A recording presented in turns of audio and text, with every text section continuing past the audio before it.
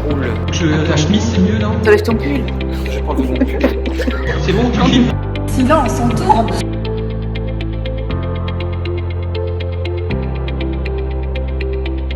Le cerveau, l'inconscient, rien de commun. Et qu'est-ce que ça vous évoquait, ce thème-là? Silence, on tourne. Et donc, voilà, on avait envie de vous interroger sur ce que ça vous évoquait. Sur le cerveau. Le cerveau et l'inconscient, rien de commun. Alors vous savez, la première chose que je vais vous dire, c'est que ça m'a rappelé le fin de travail analytique d'Annalise Anna, qui est un neurologue, un grand spécialiste de l'épilepsie, et qui, vers la fin de son analyse, et d'ailleurs pendant, c'est une idée qu'il a toujours eue, me disait: la seule chose qu'on peut dire, c'est qu'il y a un gap. Ah ben voilà. Il y a un gap, et me disait-il, en tant que neurologue, il ne se comblera jamais. Neurologue en analyse. Voilà. Mais par ailleurs, c'est quelqu'un dont par la suite, j'ai pu recevoir quelques patients envoyés, ou en tout cas, dont je sais qu'il a envoyé des patients à des analystes, des patients qui venaient pour épilepsie, et dont en fait, après prophète, il montrait qu'il n'y avait pas plus d'épilepsie, et que par conséquent, il considérait qu'à ce moment-là, il valait mieux les envoyer chez un analyste. Donc, de temps en temps, le gap se manifeste. La plupart du temps, il ne se manifeste pas. On n'y pense pas. À mon avis, c'est quand même c'est moins une opposition épistémique qu'une opposition politique.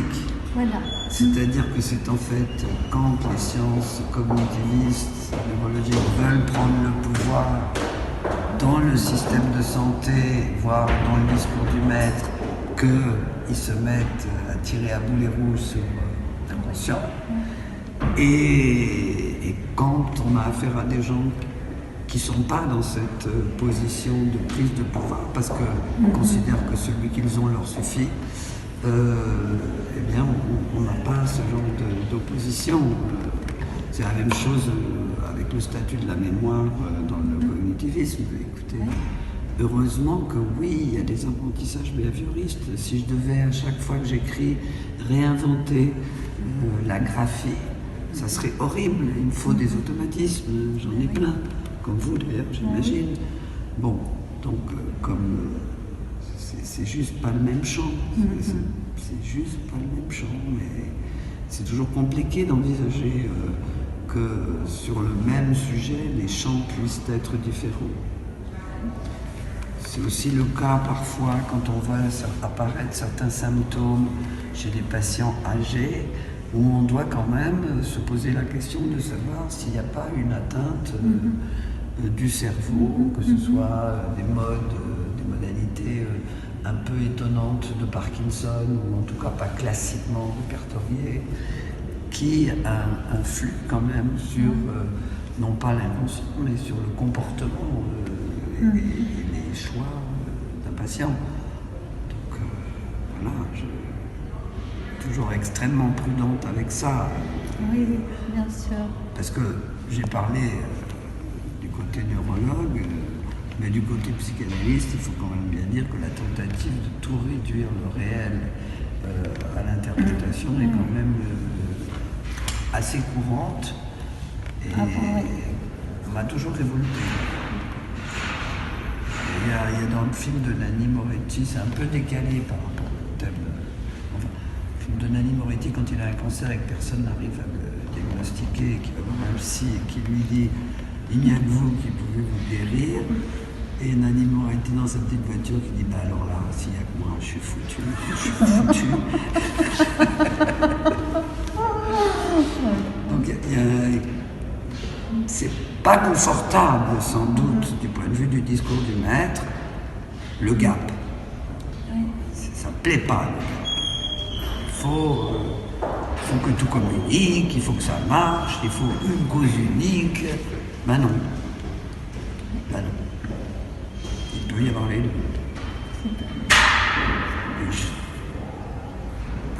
peut y avoir les deux, mais je ne suis pas sûr qu'il y ait de l'inconscient s'il n'y a plus de cerveau.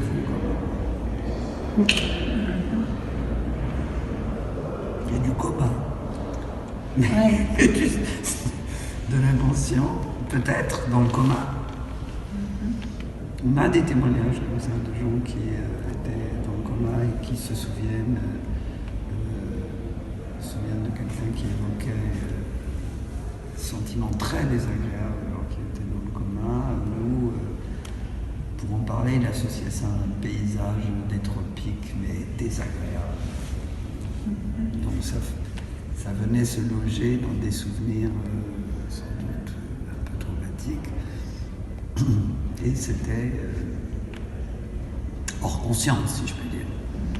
Donc il y a sans doute des moments très particuliers qu'on pourrait peut-être travailler, où justement le cerveau étant pas au mieux de sa forme,